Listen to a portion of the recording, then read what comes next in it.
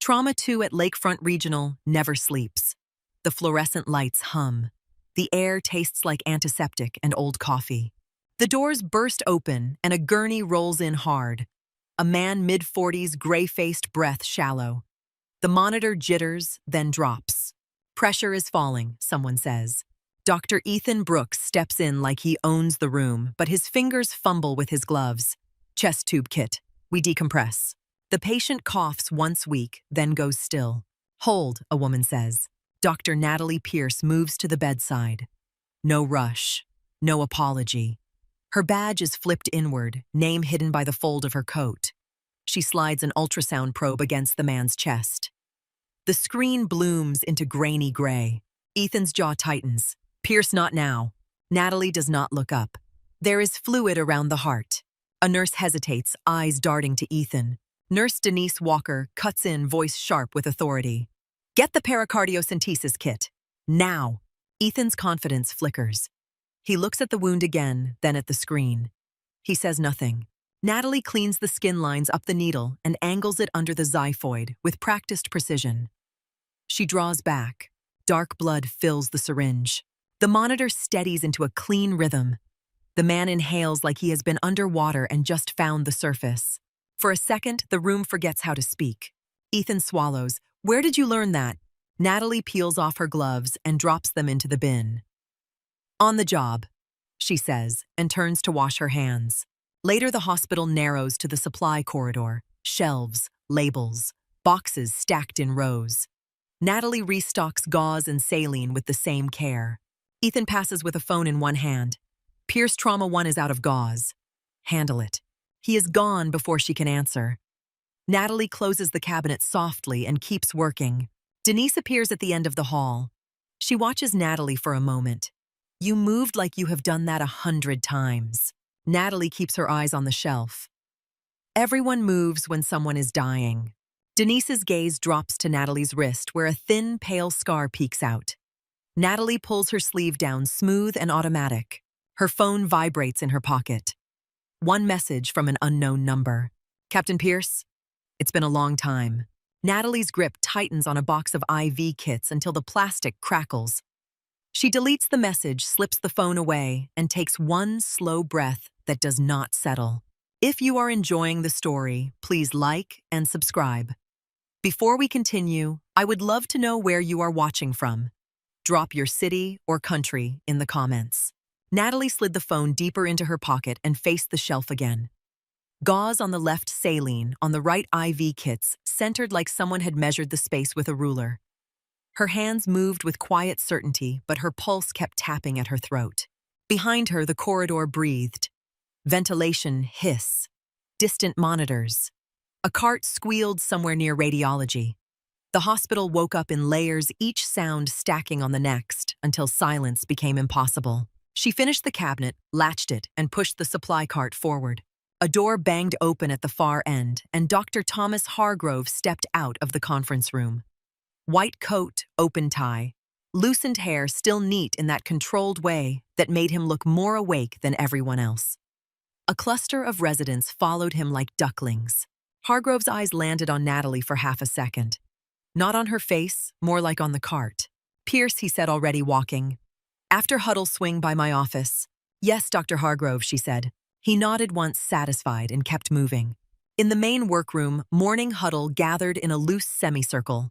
Coffee cups, tablets, charts.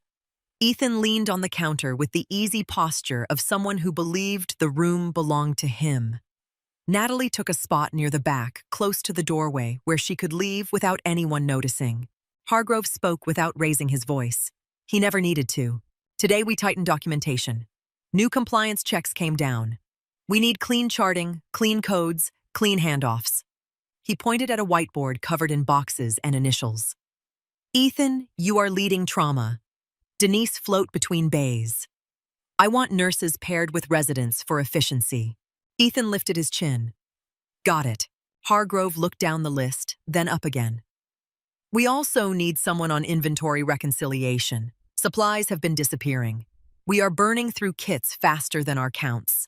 A resident beside Natalie winced as if inventory duty were a punishment. Hargrove's gaze found Natalie again. Pierce. You are meticulous. You do inventory. Natalie kept her expression still. I can take trauma if you need an extra physician. A few heads turned surprised she spoke at all. Hargrove's lips pressed into a thin line. No. We have trauma covered. Inventory and documentation support. Start with the supply corridor and update central counts by noon. Ethan's mouth twitched like he had heard a joke. He looked away before anyone could read it. Natalie nodded once. Understood. Hargrove moved on as if the conversation had never happened. The huddle broke apart. People drifted toward bays. Natalie drifted toward the supply corridor, the same path she always took. Denise caught up beside her, carrying 2 coffees in paper cups. She held one out. Natalie hesitated, then took it. The cup warmed her palm. Thanks. Denise watched her over the rim of her own coffee. You always say thanks like you are not sure you are allowed to. Natalie kept walking. It is just coffee. It is also $3 and a walk to the kiosk. Denise's tone softened. You all right? Natalie swallowed a sip. The coffee was bitter, overcooked, and familiar in the worst way. I am fine. Denise did not argue. She did something more unsettling. She stayed quiet long enough for Natalie to hear her own breathing. At the next junction, Denise stopped. I will be in Bay 4 if you need me. Natalie nodded and turned into the corridor, back to shelves and labels, back to tasks that never asked questions.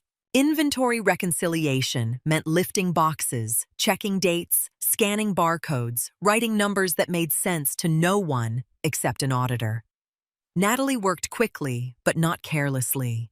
She stacked like with like. She corrected misfiled syringes. She flagged a batch of expired tubing that someone had shoved behind a bin like a secret. Her tablet chimed with an alert from the electronic record system. Documentation reminder. A new form attached to trauma notes. Hargrove's message followed it. Pierce, update all templates today. No greeting, no signature. Natalie tapped the acknowledgement and kept counting. A nurse she did not recognize came into the corridor carrying a linen bag. Young, eager cheeks flushed from the warm unit air. He glanced at her hands, at the neat columns on her tablet. You are the doctor, right? He asked. Natalie did not look up. Yes. He shifted his weight. Sorry. I just never see you in trauma. They always send you back here. Natalie slid another box into place. Someone has to keep the department running. He frowned as if he wanted to say more, then thought better of it. Well, thanks. He left. The corridor swallowed the sound of his footsteps. Natalie finished the count, uploaded it, and walked to the locker room to drop off the clipboard Hargrove had given her. The room smelled like soap and sweat and cheap deodorant. Metal doors lined the walls, each one dented in a different place. Her locker opened with a squeak. Inside, a spare set of scrubs, a thin jacket, a pair of shoes too clean for the work she did. She reached into the jacket pocket to check for her car keys, and her fingers brushed fabric. The patch, faded cloth, olive-toned edges fraying. A small insignia stitched into it, the thread worn down where fingers had worried it too many times. There was a stain near one corner, dark and old, like something that had tried to become permanent. She held it in her palm longer than she meant to. The locker room light flickered once. For a blink, it was not a locker room. It was canvas and dust. Heat that pressed into the lungs. A generator growl that sputtered, then caught, then sputtered again. The bite of antiseptic mixed with something metallic and sharp. Natalie closed her fist around the patch until the rough stitching dug into her skin. She set it back in the pocket deeper and shut the locker. When she returned to the floor, the morning had turned busy. A child with a split lip. A man with chest pain that eased the moment he was told his troponin was normal. A woman holding her wrist at an angle that made Natalie's teeth ache just looking at it. Ethan was everywhere, voice carrying across the bays. Get me labs. Call radiology. Move that patient. He did not speak to Natalie. Not once. It was not open hostility. It was worse. It was as if she was part of the furniture. Near midday, Hargrove intercepted her at the nursing station. He held a folder, the paper kind thick with forms. These need updating, he said, placing the folder in front of her like it belonged there. New protocols. Get it done before end of shift. Natalie looked at the folder, then at him. The trauma templates in the system are also updated. If I am doing this, I need access to the administrator settings. Hargrove's brow tightened. It will handle the system. I can handle it, Natalie said. Her voice stayed even. It will be faster. Hargrove studied her for a beat. The hum of the station filled the pause. A monitor beeped. Someone laughed down the hall. No, he said. Paper first. Then we will see. Natalie nodded. She picked up the folder. Her fingers were steady. Denise appeared again, silent as a shadow, and waited until Hargrove walked away. That man, Denise murmured, acts like he is doing you a favor by letting you breathe in his department. Natalie kept her eyes on the forms. He is my attending. And you are a physician, Denise replied. I saw what you did in trauma too. Natalie flipped a page, scanning the lines as if they mattered more than the words Denise had spoken. Denise leaned in just slightly. Your badge was turned around. Why? Natalie did not answer. Denise watched her another moment. Fine. Keep your secrets. She tapped the folder with one finger, but do not let them bury you in paperwork until you forget you can save people. Natalie's throat tightened. She found a pen, clicked it once, and started writing. Later in the break room, she ate half a sandwich without tasting it. The television in the corner played a cooking show on mute. Someone had left a magazine on the table, pages curled. Natalie sat alone, the folder open, forms stacked like bricks. Her phone buzzed. She did not take it out. She already knew what it would say. Her skin prickled anyway. She finished the last signature line, capped the pen, and stood. Her legs felt stiff, like she had been bracing all day without realizing it. The corridor lights looked harsher now, more white than before. As she passed the supply door, her hand brushed the handle without thinking. Cool metal, familiar route, familiar hiding place. Denise's voice carried from Bay 4. Calm, commanding. She was good the way good nurses were good, like anchors in a storm. Natalie kept walking. In the locker room at the end of her shift, she changed slowly. Street clothes, jacket, the patch in the pocket pressing against her thigh, like a reminder she could not shake. She checked her phone once, finally. No new message. Her shoulders loosened by a fraction. She shut the screen and left the hospital. Outside, Milwaukee air cut clean and cold. The parking lot was slick with a thin layer of ice that caught the streetlights and turned them into dull stars. Natalie sat in her car with the engine off for a long moment, hands on the steering wheel, listening to the quiet that never stayed quiet for long. When she drove home, she kept the radio off. The tires hissed on wet pavement. The city passed in muted colors, brick and glass neon reflected in puddles. Her apartment was small and spare.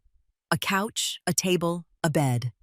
No photographs, no magnets on the fridge, no clutter that could trap memories. She made tea, set the mug on the windowsill, and stood watching headlights crawl along the street below.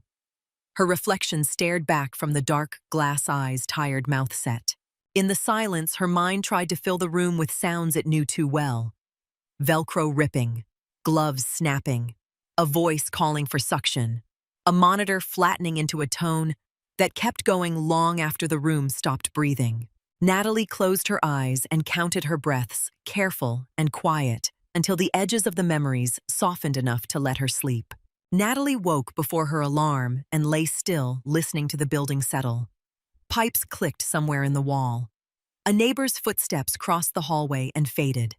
Her tea mug sat on the windowsill, exactly where she left it, a dark ring dried at the bottom. She dressed without thinking, hair pulled back tight, movements economical. In the mirror, her eyes looked clear enough.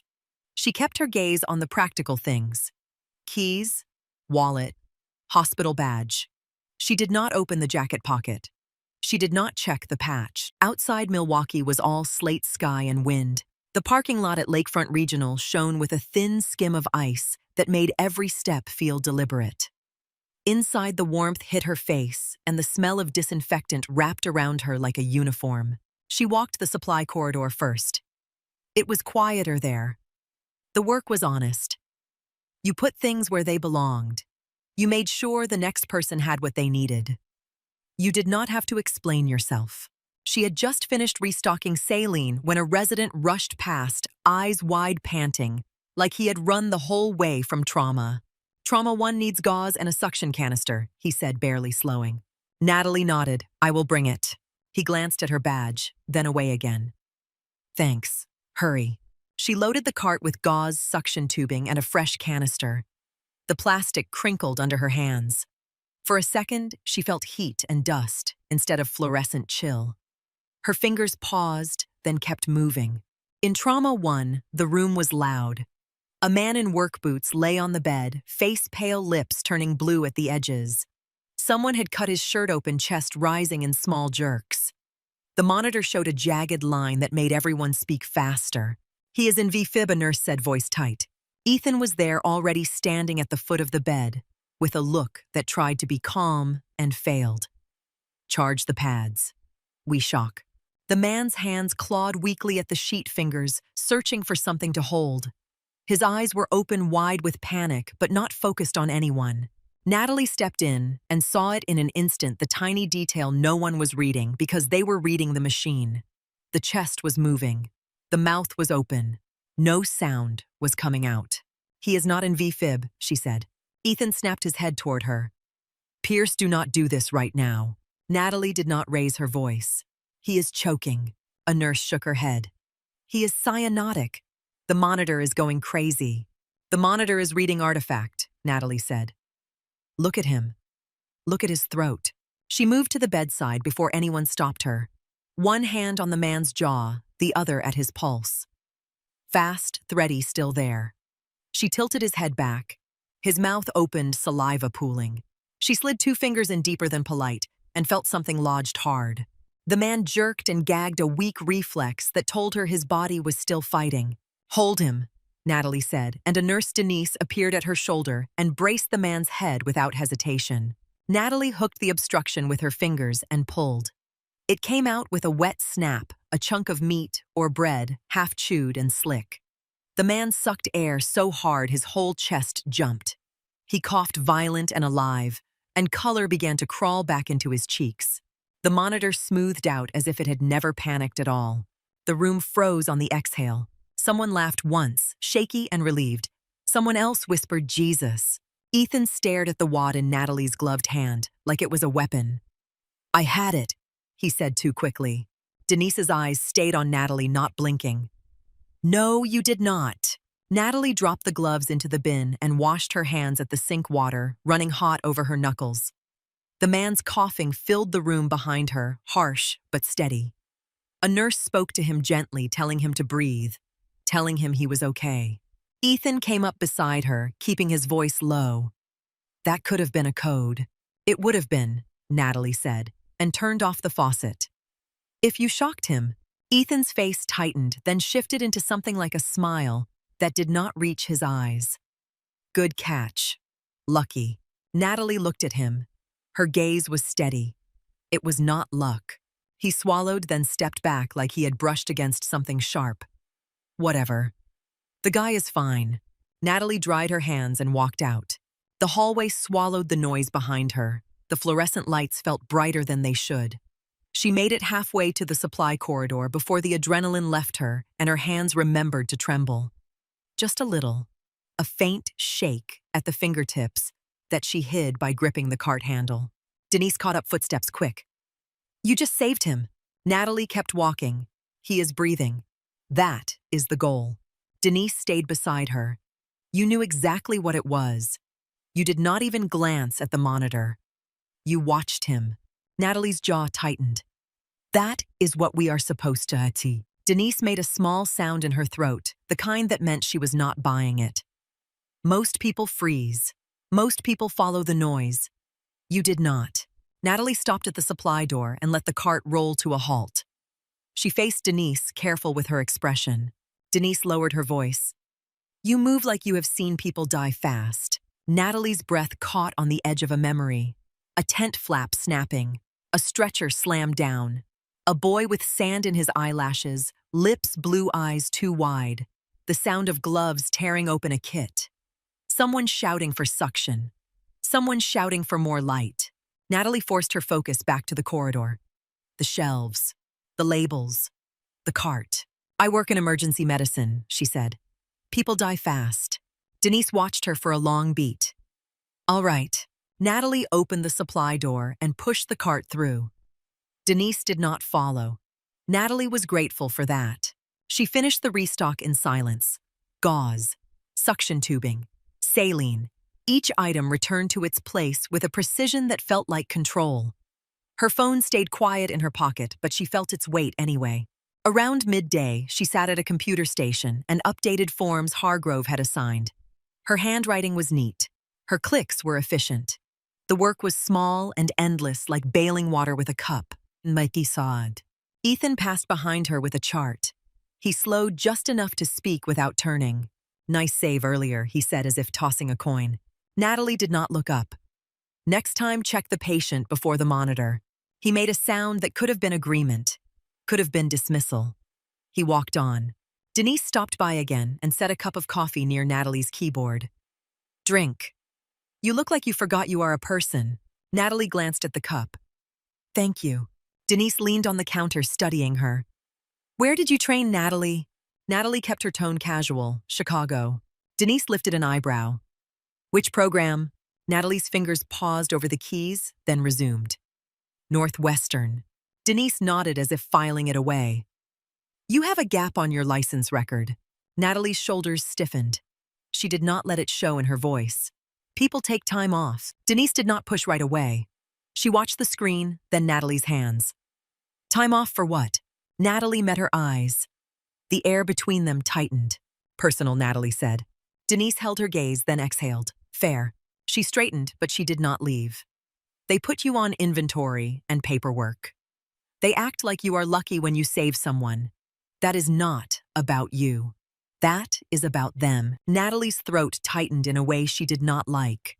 She turned back to the screen. I am fine. Denise's voice softened, careful. Sometimes fine is just a word people use when they do not want a conversation. Natalie kept typing. Denise stepped away, then stopped at the doorway. If you ever want someone to stop asking the wrong questions, tell me. I am good at that. Natalie did not respond, but she heard the smile in Denise's voice anyway. Late afternoon brought the usual churn. A teenager with a sprained ankle who swore it was broken. A man with a hand laceration and a story that kept changing. A woman who held her stomach and cried without sound, eyes fixed on a point above Natalie's head. Natalie moved through it all with steady hands and a quiet voice. She did not take the lead. She did not step into the center. She did what she was asked, and more, just enough to keep the ship from tipping. When her shift ended, she went to her locker and changed slowly. The locker room was empty, except for the hum of a vent. She opened the jacket pocket for her keys, and her fingers brushed the patch again. She froze. The rough edge of cloth, the frayed thread, the old stain. Her hand curled around it without thought. Her chest tightened as if the room had lost oxygen. She released it, placed the keys in her palm, and shut the locker. In her car, she sat with both hands on the steering wheel, breathing shallow. The hospital rose behind her, bright and indifferent. She told herself to start the engine. She did not. Her phone buzzed. One message, unknown number. You can block me, but you cannot erase. It's what you did. Natalie's mouth went dry. She stared at the screen until the words blurred. Then she turned the phone face down on the passenger seat, as if hiding it could make the message stop being real. She started the car and drove home through the cold. The city lights smeared in the windshield. Her apartment welcomed her with stillness. She made tea again. She stood at the window again. Her reflection stared back again. This time, when she closed her eyes, she did not see the supply corridor. She saw a hand reaching for her in a place where the air was hot and the light was unreliable. She saw the moment before the lights went out. Her phone sat on the table, face down, silent. Natalie did not touch it. She stood there until the tea cooled and the city outside kept moving without her. Natalie did not sleep much. When she finally drifted off, it was shallow, full of light that blinked on and off behind her eyelids. She woke before dawn with her throat tight and the taste of cold tea in the back of her mouth. The phone sat where she left it, face down on the table, a small, dark object that seemed to pull the air toward it. She dressed, tied her hair back, and left the apartment while the city was still quiet. Milwaukee's winter had a way of making everything feel held in place, even sound. Her breath clouded in front of her as she crossed the parking lot. Inside the hospital, warmth wrapped around her face, and the familiar smell of disinfectant settled into her lungs. The first hour passed in routine. Charts, supply counts, the kind of work that made her hands busy so her mind could stay narrow. She kept her eyes on tasks, not on people. Ethan did not look at her when he passed. He kept moving, talking fast, laughing once with a resident near the trauma desk. The laugh carried for a moment, then disappeared under the noise of the department. Denise found Natalie by the printer. She slid a folded packet into Natalie's hands. Hargrove asked for these to be scanned into the system, Denise said. Her voice was casual, but her eyes were not. You eaten. Natalie glanced at the packet. Forms, signatures, bright yellow stickers. Not yet. Denise nodded toward the break room. There are bagels. The decent kind. Go.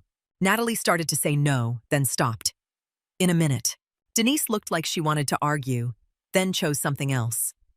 If you need backup today, you tell me. Natalie met her eyes. Backup for what?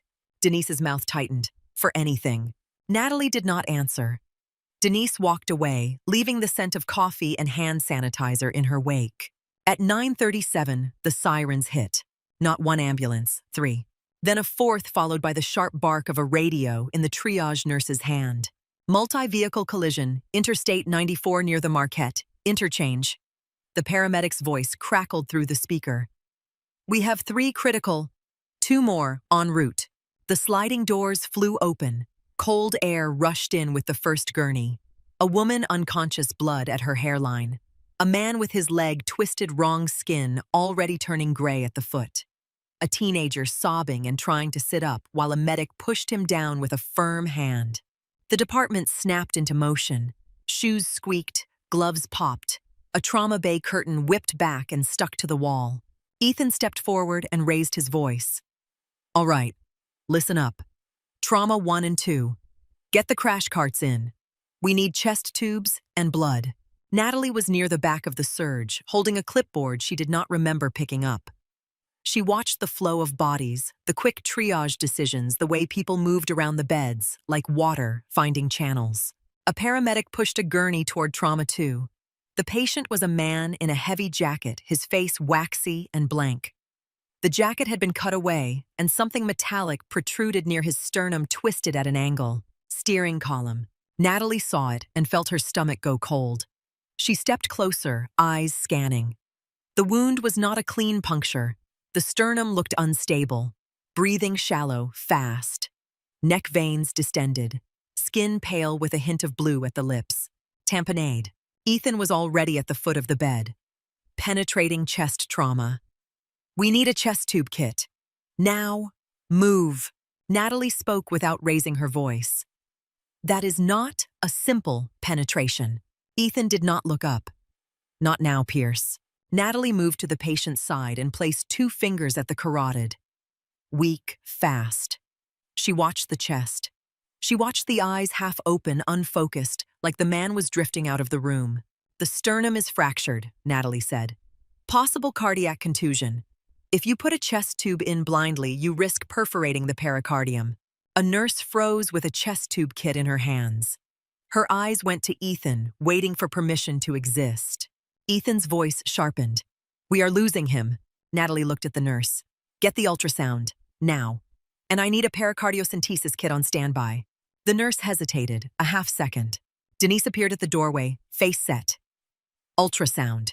Now, she said, and the hesitation broke. Someone ran. Ethan stared at Natalie, then at the wound, then at the patient's ashen face. His confidence flickered again like a light bulb about to fail. Natalie slid gloves on. Her hands were steady, but her mind narrowed into a familiar tunnel. Sounds became background. The edges of the room softened. Only the patient remained sharp. The ultrasound machine rolled in cable, dragging behind it. Natalie grabbed the probe and placed it against the patient's chest with a smoothness that made it look simple. The screen lit up. Dark fluid encircled the heart. Natalie's voice stayed calm. Pericardial effusion. He has minutes. Ethan found his voice. Wait, you cannot just decide that. Natalie did not look at him. I can. A tech handed her the kit. The package crinkled in her hands. For a moment, the sound hit too close to something older, but she kept moving. She cleaned the skin, positioned herself under the patient's ribs, and angled the needle toward where the screen told her the fluid lived. Denise stood on the other side of the bed, bracing the patient eyes locked on Natalie's hands. No questions. No doubt. Ethan hovered near the monitor, jaw clenched, watching like he was trying to memorize every motion so he could later pretend he had been part of it. Natalie advanced the needle slowly, then a fraction more. She aspirated. Blood filled the syringe dark and fast. The monitor stuttered, then steadied. The patient's chest rose deeper. His eyes opened wider, and a rasping breath pulled in. Color returned to his lips, as if someone had painted it back. The room went quiet again, that stunned silence that only happens when disaster backs away at the last possible second. A resident whispered, "Holy." Denise let out one breath, controlled like she had been holding it since the gurney came in. Ethan stared at Natalie. His face had gone pale. "Where did you learn that?" Natalie withdrew the needle, secured the site, and stepped back. She stripped off her gloves and dropped them in the bin. "Standard procedure," she said. "Not here," Denise replied before Ethan could speak. Her voice carried just enough to sting. "Not for most of us." Natalie turned toward the sink and washed her hands. Water ran over her knuckles. Her fingers did not shake. Not yet. Ethan moved closer, lowering his voice like it was a negotiation. "You did that without consulting the attending." "The attending was not in the room," Natalie said. "That is the point." Natalie shut off the water and dried her hands. "The point is, the patient is alive."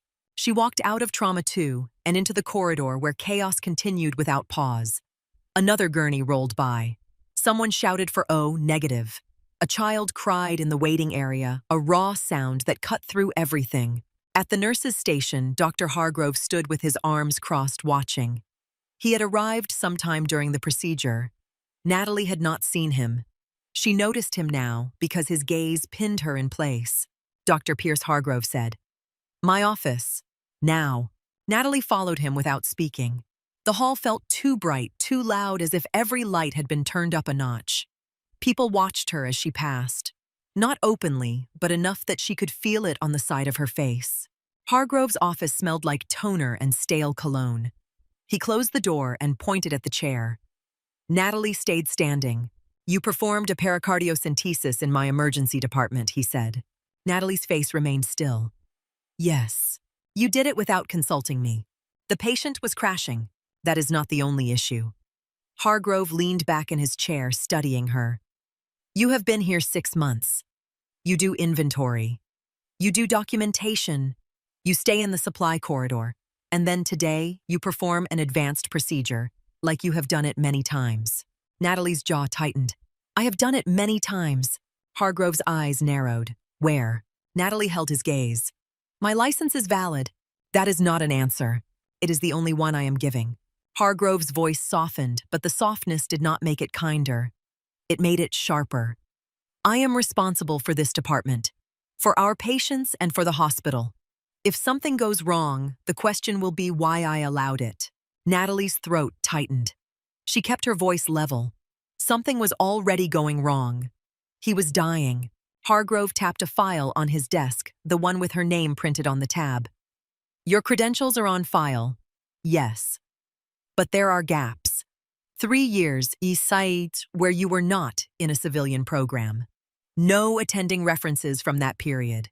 No hospital affiliation." Natalie felt a slow heat behind her eyes. She did not let it reach her face. "I was working." "Working where?" Natalie said nothing. Hargrove sighed like she was the difficult one. "Dr. Pierce, I am not trying to corner you. That man is alive because of you. I am not blind to that. But I need to know you are qualified to do what you did." Natalie's voice dropped. "I am qualified." "Then prove it." Natalie blinked once. "If you want someone to tell you who I was, you will have to ask someone else." She turned and opened the door. Hargrove's voice followed her into the hallway. This is not over. Natalie walked past the nurse's station. Denise stood there watching, her eyes searching. Ethan hovered nearby, pretending to chart, but his attention was fixed on Natalie's face. Denise stepped forward. You okay? Natalie did not stop. I am working. In the locker room, she shut the door behind her and leaned against the metal lockers. The hum of the vent sounded louder in here, like the building was breathing through a straw. Her hands started to shake. Small at first, then stronger, a tremor that climbed from fingertips to wrists. She stared at them as if they belonged to someone else. She pressed her palms against her thighs hard, trying to anchor them. 4 and hold 6 out. It did not settle. A knock sounded soft. The door opened. Denise stepped in and closed it behind her. She did not speak right away. She just looked at Natalie, at the way her shoulders were held too tight, at the way her hands were curled like claws. That was incredible, Denise said quietly. Natalie swallowed. Her voice came out rough. It was necessary. Denise nodded. Yes. And you were the only one in that room who knew it. Natalie pushed off the lockers, forcing her posture upright. Do not make it bigger than it is. Denise took a step closer, careful, like approaching a frightened animal. I have been a nurse for 20 years. I have seen doctors who are confident. I have seen doctors who are brilliant. You are different. Natalie's eyes burned. I do not know what you want from me. Nothing. Denise said, I want you to know that I saw you. Today and before. The way you move, the way you watch the patient, not the screen. The way you do not hesitate when everyone else needs permission. Natalie's throat tightened and she hated herself for it. Denise's voice stayed steady. You do not have to tell me anything. But if they try to bury you again, I will not help them. Natalie's hands trembled harder. She clenched them into fists until the shaking dulled. Her phone buzzed in her jacket pocket. Natalie's stomach dropped. She did not pull it out. She did not need to. The vibration alone was enough to make her skin go cold. Denise noticed the shift in her face. Is someone bothering you? Natalie shook her head once. A small lie, clean and quick. Denise watched her, then nodded as if accepting the boundary. All right. She opened the door. Before she left, she paused. You do not have to stand alone in a bright hallway while people whisper. Not if you do not want to. Natalie did not answer. Denise stepped out and let the door close softly. Natalie opened her locker. Her jacket hung inside. She reached into the pocket and pulled out the patch. The frayed edges caught on her skin. The old stain looked darker under the locker room light. For a long moment, she held it in her palm and felt the weight of everything it belonged to. She put it back, not stuffed deep this time, just inside the pocket where her fingers could find it without searching. Then she closed the locker, squared her shoulders, and walked back into the corridor. The department noise met her again. Monitors, voices, footsteps. Somewhere down the hall, someone laughed at something small, and it sounded foreign, like a language she used to speak. As Natalie walked past the trauma desk, she felt eyes on her. People glanced away when she looked up. No one spoke. The silence around her was thin and sharp. She kept moving. Natalie kept moving because stopping meant feeling every eye at once. The trauma desk was crowded with clipboards and half-empty coffee cups. A resident whispered something to another, both of them glancing at her and then away. Denise stood near Bay 4, arms folded, watching the room the way a seasoned nurse watches weather. Ethan stayed close to the monitors, busy on purpose, his voice louder than it needed to be. Natalie took the quietest route back to the supply corridor. She restocked what had been torn through during the pile-up chest tube kits, pressure bags, suture packs, anything with plastic wrapping that cracked when you opened it. She worked with her head down. She did not look at the clock. Near the end of the shift, Hargrove's assistant paged her overhead. Dr. Pierce to Administration Conference 2. The voice echoed down the hallway and turned a few heads. Natalie felt the sound in her ribs. Denise appeared at the corridor entrance like she had been waiting for that exact moment. You have not done anything wrong, she said. Natalie kept stacking gauze. I did what the patient needed. I know. Denise's gaze flicked toward the ceiling speakers, then back. Conference 2 is not where they take people to say thank you. Natalie latched the cabinet and pushed the cart into its corner. Her hands were steady again, but her stomach felt too empty. She started walking. Denise fell into step beside her. "Do you want me there?" Natalie shook her head once. No. Denise did not argue. She just followed anyway until they reached the main corridor. Then Denise stopped as if giving Natalie one last chance to change her mind. Natalie kept going. Administration conference. 2 sat away from the noise, tucked behind a corridor of framed donor plaques and glossy brochures about community outreach. The carpet muffled her footsteps. The air smelled like lemon polish. The door was half open. Natalie stepped inside and saw Ethan first. He stood near the back wall, arms crossed, face set in a careful expression. Denise must have called him, or he had heard the page and come on his own. Either way, he looked like a man bracing for impact. Then Natalie saw the uniform. A man in his 50s stood near the conference table dress uniform, pressed sharp enough to cut. Ribbons lined his chest. His posture was still controlled, like he had learned long ago how to take up space without moving. Hargrove was there too, seated at the head of the table, hands folded, face tight. 2 administrators sat beside him, both wearing polite smiles that did not reach their eyes. The man in uniform turned toward Natalie, and his expression changed in a way that was immediate and private. Recognition landed on his face like a shadow crossing sun. "Captain Pierce," he said. The room went quiet so quickly Natalie could hear the soft buzz of the overhead lights. Natalie felt her skin go cold. Her heart did not race at first.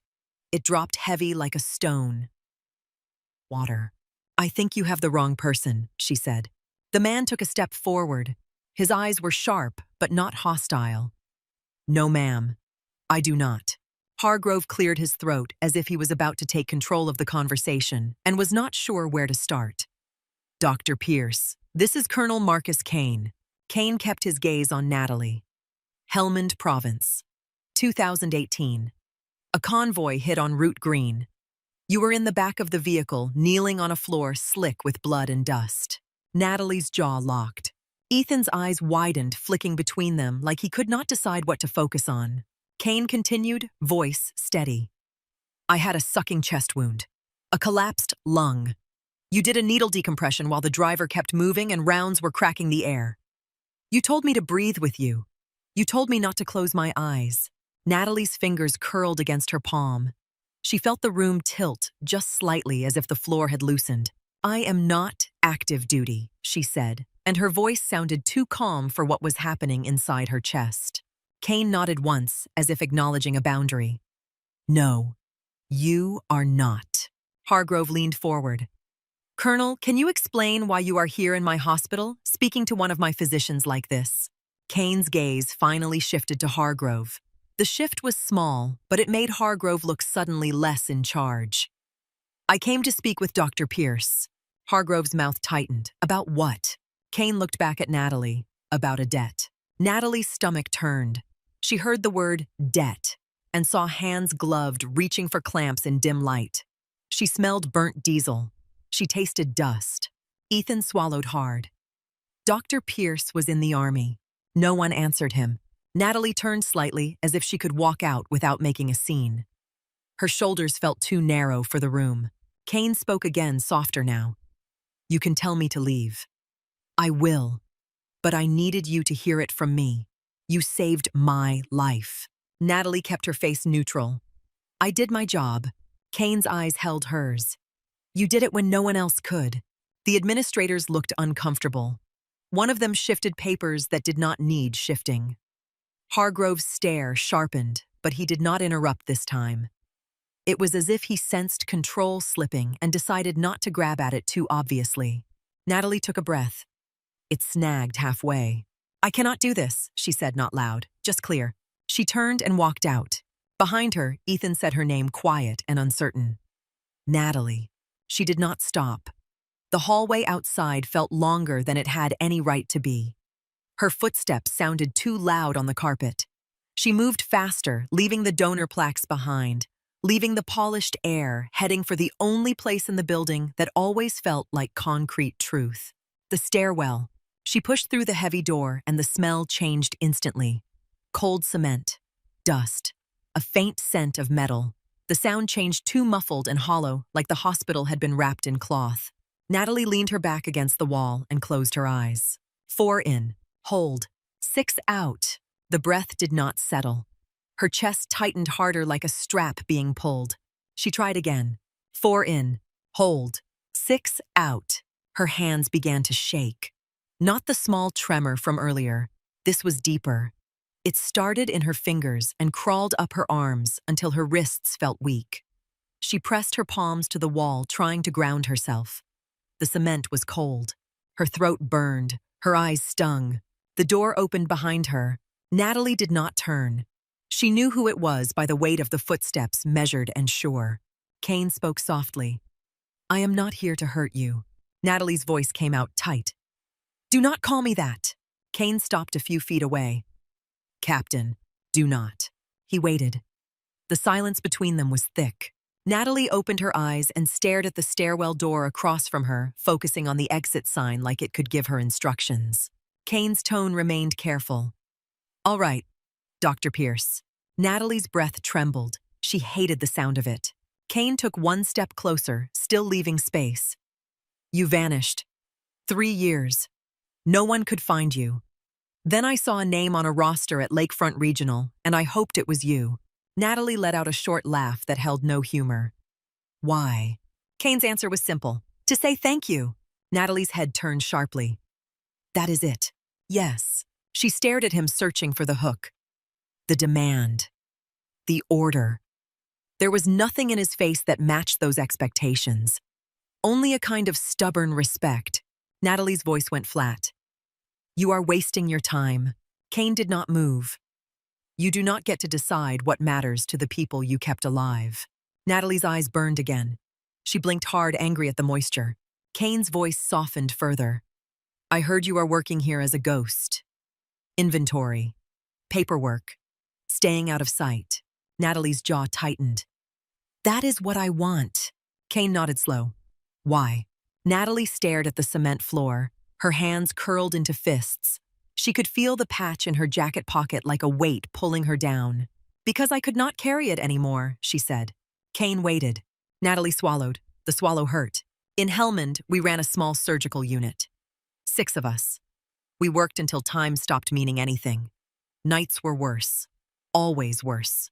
Her voice stayed steady, but the images did not. Canvas walls that snapped in the wind. A generator that coughed like a sick animal. Hands slick with blood. A monitor line that went too straight. One night, Natalie continued.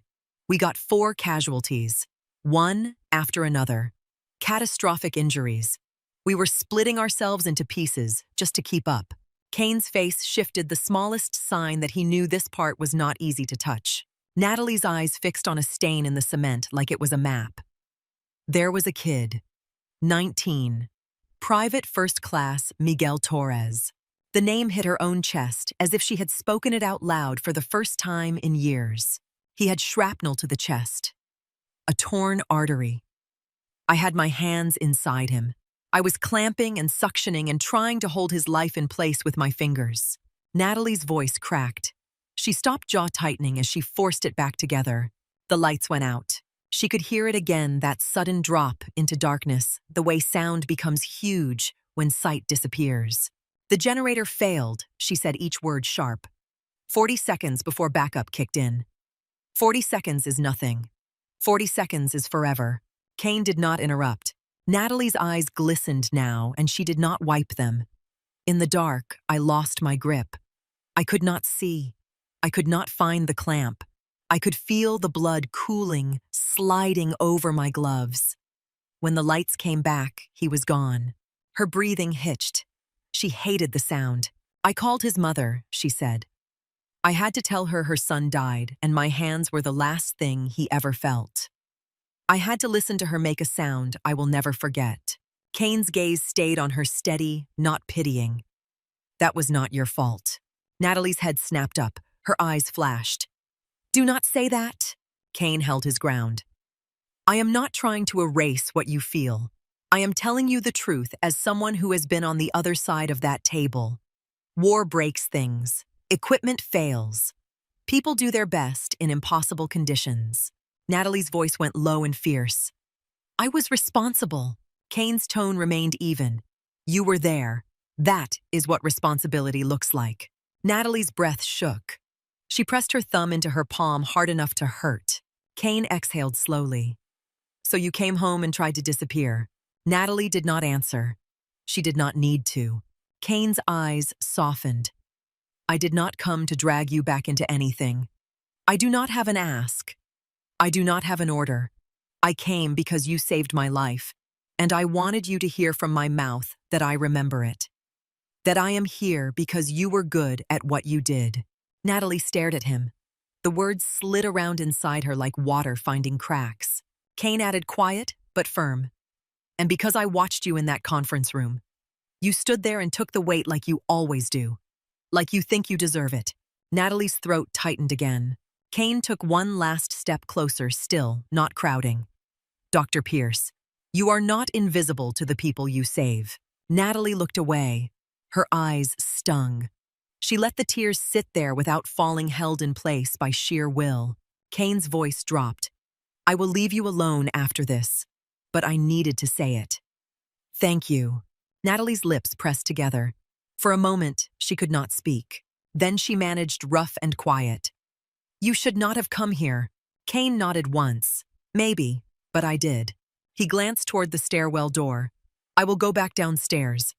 I will not say anything you have not already heard out loud. Natalie did not respond.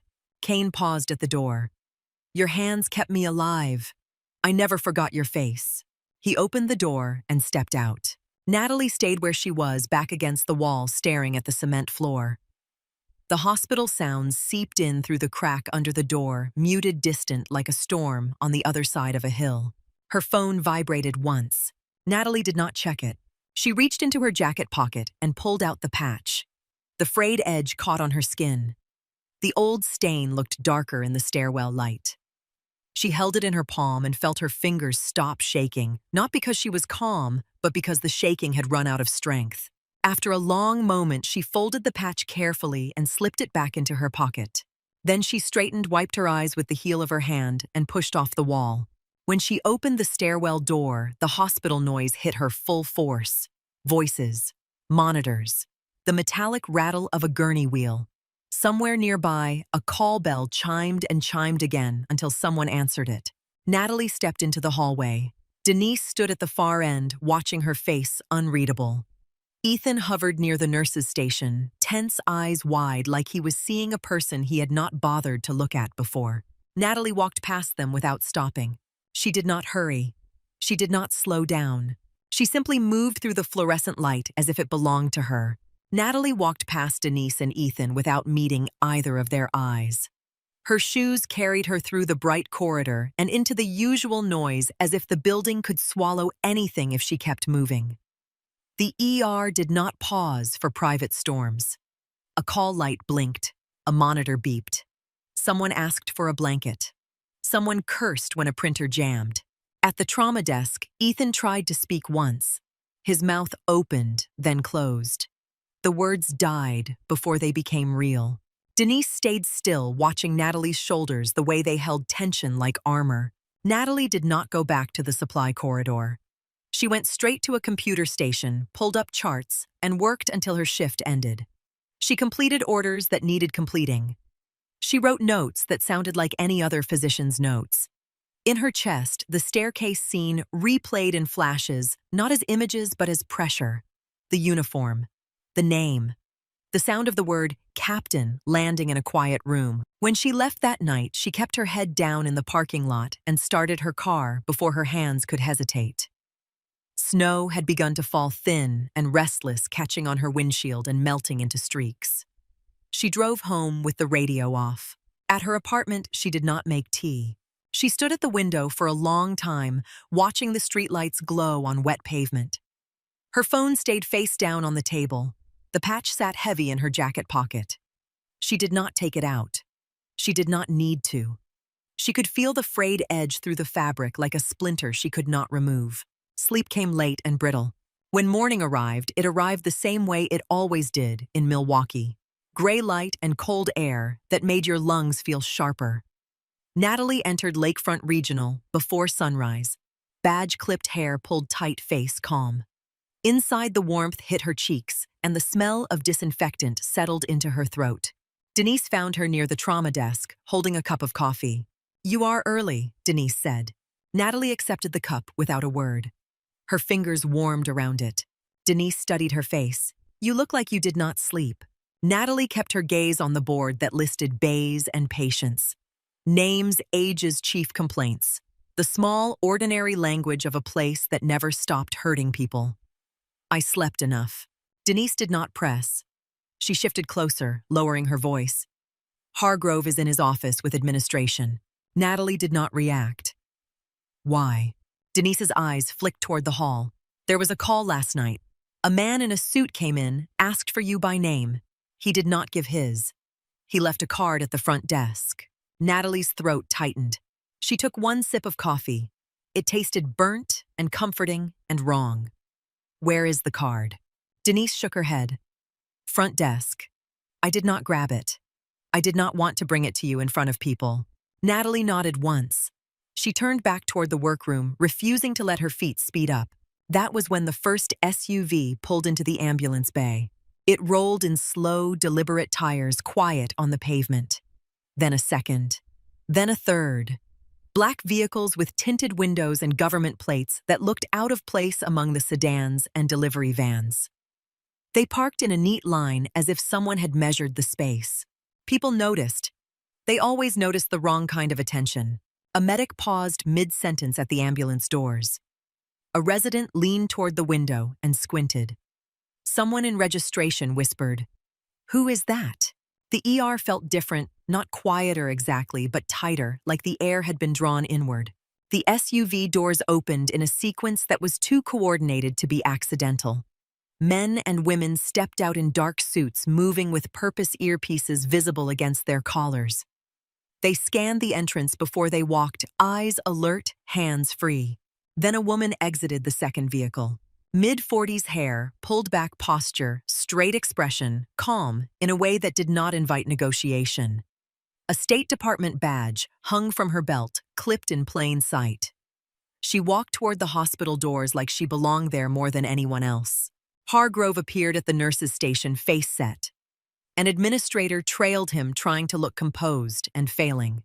Denise's hand touched Natalie's elbow, light but grounding. "That is for you," she murmured. Natalie did not move. She stood at the edge of the hallway and watched the woman enter. The front desk staff stammered words, catching. The woman did not slow down. "I am looking for Dr. Natalie Pierce," she said. Voice level, not loud yet, it carried across the room. The receptionist blinked. "I can page her." "No need." The woman's eyes lifted and found Natalie at the far end of the corridor. For a moment, neither of them moved. Then the woman walked toward her. The suited personnel spread out without making a show of it, positioning themselves by exits and corners, not blocking anyone but making their presence felt. Conversations around the ER went thin. A patient in a wheelchair stared openly. A nurse stopped mid-step with a stack of linens in her arms. The woman stopped a few feet from Natalie. "Dr. Pierce," she said. "Lila Grant, Deputy Director, Bureau of African Affairs." Natalie's face remained calm. "How did you find me?" Grant glanced once at Natalie's turned badge, then back to her eyes. "Your file is thorough." Hargrove stepped in, trying to reclaim space. "Excuse me. This is a hospital. If you are here on official business, you need to speak with administration." Grant did not look at him yet. "I am speaking with the person I came to see." Hargrove's voice tightened. "Dr. Pierce is employed here. She is under my supervision while she is on duty." Grant's gaze finally shifted to him. It was not hostile. It was worse. It was indifferent. "Dr. Hargrove, I appreciate your concern." "I do not think you do," Hargrove snapped. Grant's tone stayed even. "Dr. Pierce holds a reserve commission with the United States Army Medical Corps. Under Title 10 authority, she can be recalled for national security purposes." Hargrove's mouth opened, then closed. The administrator behind him went pale. Natalie did not flinch. She had known this day could exist. Knowing did not make it easier. Grant returned her attention to Natalie. You declined reactivation before. Natalie's voice was quiet. I did. Grant nodded once. Circumstances changed. A pause stretched long enough for the ER to feel the weight of it. Grant continued. There was an attack on the United States consulate in Dakar. An explosive device. Secondary fire. 43 casualties. 12 critical. Natalie felt her ribs tighten, a reflex like bracing for impact. Grant's eyes did not soften. She did not need them to. The on-site surgical team lost their trauma lead. The next transport is already moving patients, but the field hospital is operating beyond capacity. Hargrove tried again. This is unbelievable. You cannot walk into my department and take one of my doctors. Grant looked at him, and her voice became sharper without rising. We are not taking a doctor out of a department. We are moving an asset to where she is required. Asset. The word hit Natalie in a way it had not in years. Not a person. A tool. A pair of hands. Denise shifted beside Natalie, jaw tight. Ethan stood behind the trauma desk, staring like his brain had stopped finding language. Natalie kept her voice level. When is departure? Grant's eyebrows lifted slightly as if she respected competence. 2 hours. Hargrove turned to Natalie, incredulous. Natalie, this is insane. You cannot just go. Natalie looked at him for the first time. Really looked. For months he had seen her as labor, inventory, documentation, a quiet physician he could tuck into corners and forget. Now his eyes held something else, confusion and control slipping away. It is not a request, Natalie said.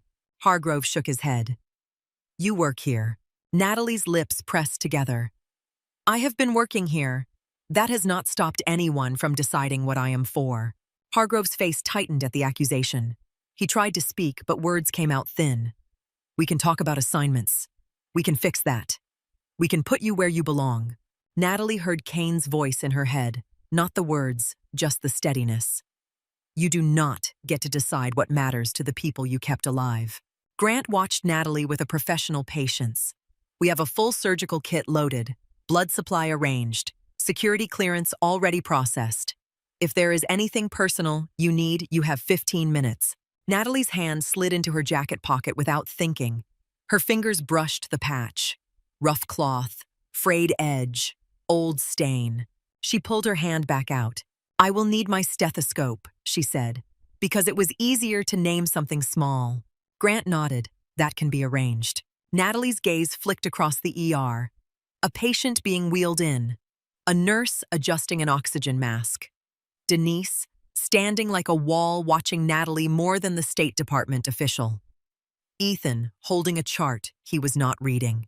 Hargrove's voice came out lower now, almost pleading. Why did you never tell anyone? Natalie held his eyes. You never asked. The room around them held its breath. Hargrove's shoulders sagged just slightly. Is this why you were hiding in the supply corridor? Natalie's jaw tightened. I was working. Denise took one step forward. She was saving people, Denise said, and the words landed clean, impossible to argue with. Grant shifted her weight, checking her watch. 15 minutes starts now. Natalie nodded once.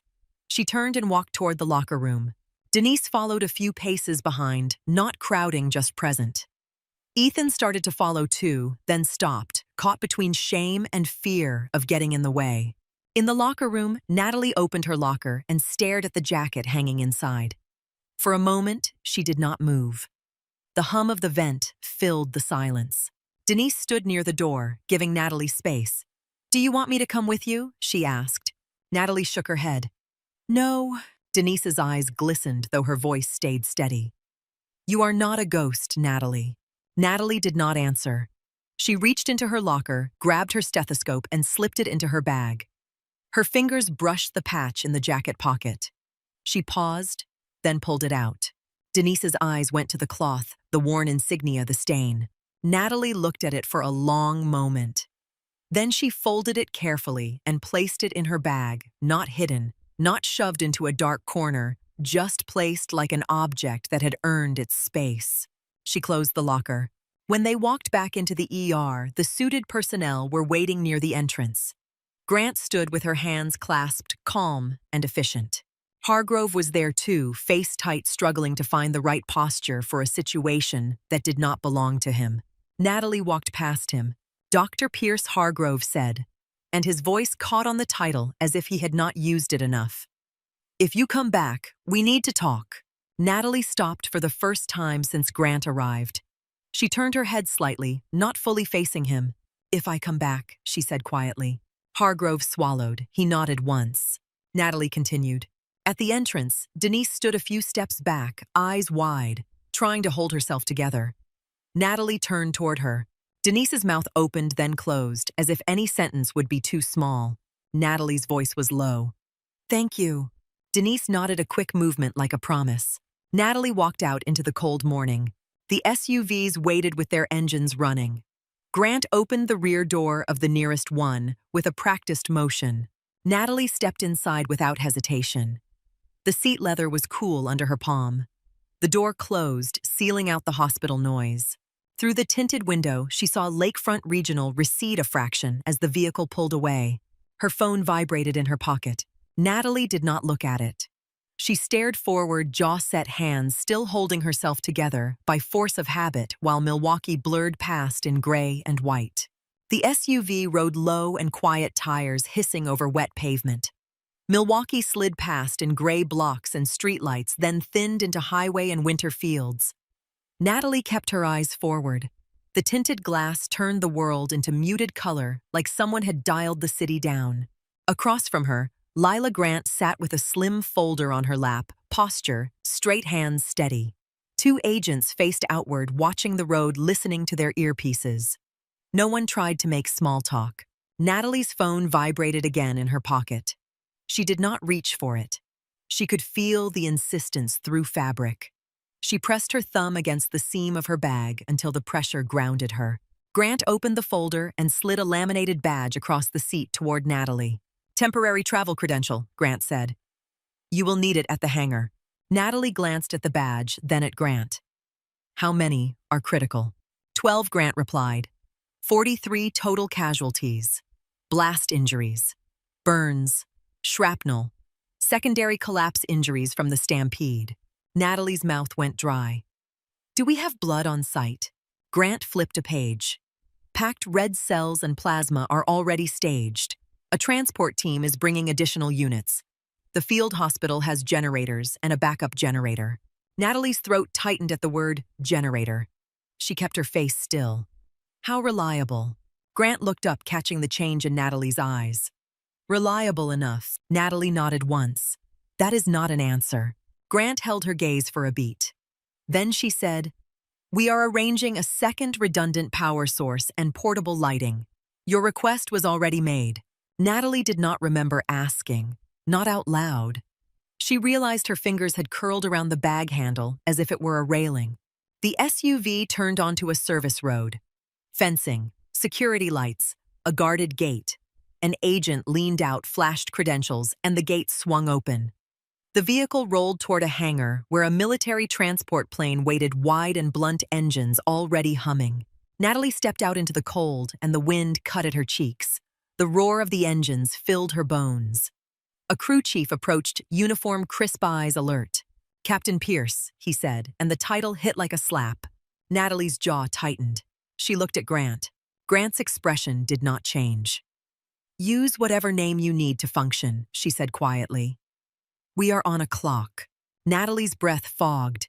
She gave the crew chief a small nod instead of a salute. The ramp was down. Inside the plane was lit bright and hard. Medical cases were strapped to the walls. Monitors blinked. A narrow aisle cut through rows of gear. The air smelled like metal, plastic, and fuel. A young medic stepped forward, too eager to hide his nerves. "Ma'am, we have a surgical station set up. We will have vitals updates every 10 minutes. Blood supply for 72 hours, plus resupply window if the air corridor stays open." Natalie's eyes moved over the setup. She saw what was missing before she finished taking it in. "Portable lights," she said. The medic blinked. "Yes, ma'am." 2 sets. "And headlamps." Natalie nodded. Good. Where is your suction? He pointed. Natalie checked the connections. She checked the canisters. She checked the tubing. Her hands were steady. Her mind narrowed into tasks. Grant walked beside her down the aisle. You do not waste time, Grant observed. Natalie did not look up. Time is blood. Grant did not flinch. She watched Natalie the way someone watches a storm for direction. Natalie took the folder of case summaries Grant handed over and sat at a makeshift desk bolted to the wall.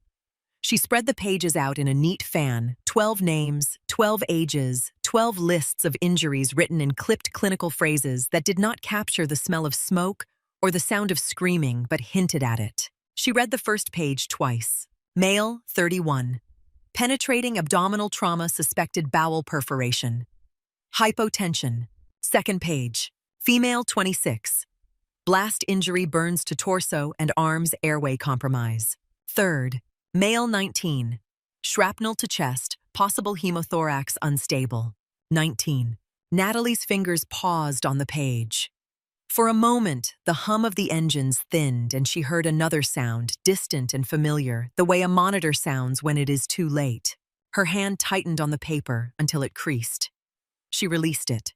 She forced her focus back to the words. The medic returned holding a tablet. Ma'am, flight time is 11 hours. We are already getting updates from the field hospital. They are holding the 12 critical with temporary measures. Natalie took the tablet and skimmed the vitals.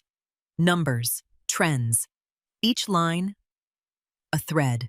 Who is running triage on the ground? She asked. A lieutenant colonel, Army Medical, the medic answered. Name is Caldwell. Put Caldwell on comms, Natalie said. I want a full briefing within 15 minutes, and I want to know what they do when power drops. The medic hesitated, then nodded. Yes, ma'am. Grant watched her for a moment, then spoke. Can I ask you something? Natalie kept reading. If it is about why I left, you already know. Grant's voice stayed calm. I know the record. I do not know you. Natalie set the tablet down slowly. She looked at Grant, really looked. Grant's face was composed, but her eyes carried fatigue, the kind that comes from seeing consequences you cannot fix with a meeting. Natalie's voice was quiet. What do you want? Grant leaned against the bulkhead across from her. I want to understand what makes someone disappear the way you did. Then I want to understand what brings her back. Natalie let out a breath that did not feel like relief. She looked down at her hands. The plane vibrated beneath her. The engine hum was steady, dependable, almost taunting in its consistency. I left because I could not keep calling mothers, Natalie said. Grant did not interrupt. Natalie's eyes stayed on her fingers. Miguel Torres was 19. He had a scar on his chin from falling off a skateboard as a kid. He told me that once while I was stitching his hand after he got it caught on concertina wire. He laughed when he said it. He was proud of it. Grant's face softened a fraction, not pity, more like recognition. Natalie swallowed. The night he died, I was inside his chest. I could feel the artery pulsing against my glove slipping away. My team was shouting.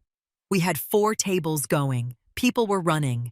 The tent was shaking from impacts somewhere out there. Then the lights went out. Her voice tightened. In the dark, I lost everything. Position, grip, time. I could hear him breathing, then I could not. 40 seconds is not long. But in that moment, it was a lifetime I could not afford. Grant's voice was gentle, controlled. That was equipment failure. Natalie's eyes flashed up. Do not! Grant held her gaze. All right. Natalie looked away again. When the lights came back, his eyes were open, but he was gone. I remember the exact shade of brown. I remember the way his skin cooled faster than it should. I remember my hands were still inside him when I knew I had lost. The words were plain, but the air felt heavier as she spoke them. Grant exhaled slowly, and you walked away. Natalie nodded once.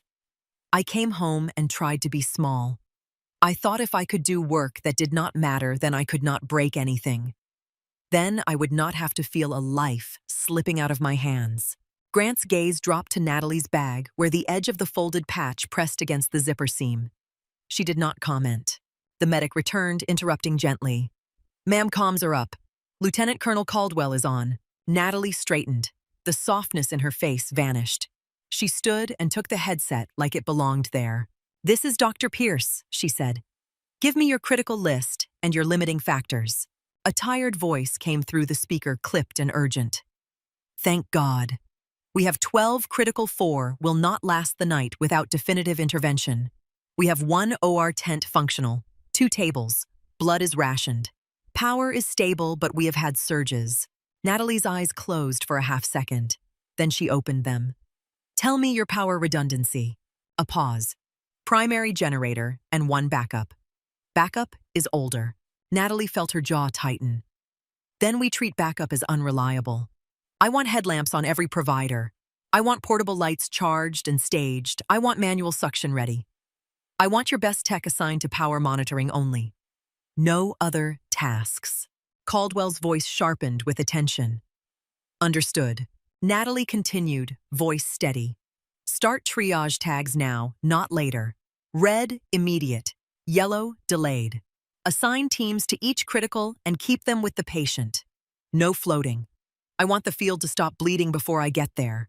"Yes, doctor." Natalie lowered her voice. "And Caldwell, if you lose power, you do not wait. You switch instantly. You do not assume it comes back." Caldwell exhaled. "Copy." Natalie handed the headset back to the medic and turned to the table of files. She did not sit. She paced a short line in the aisle, reading, memorizing, sorting priorities without writing them down. Grant watched her. "You look different," she said. Natalie's eyes stayed on the pages. "I am not different. I am just not pretending." The plane trembled slightly as it adjusted altitude. A low chime sounded. The medic moved down the aisle, checking straps and equipment, confirming what needed confirming. Hours passed in a blur of paper and screens. Natalie drank water when her lips cracked. She ate a protein bar without tasting it. She reviewed each case until she could see the injuries in her mind and the steps in her hands. When the plane finally descended, the change in pressure tugged at her ears. Heat pushed into the cabin as the ramp seals shifted.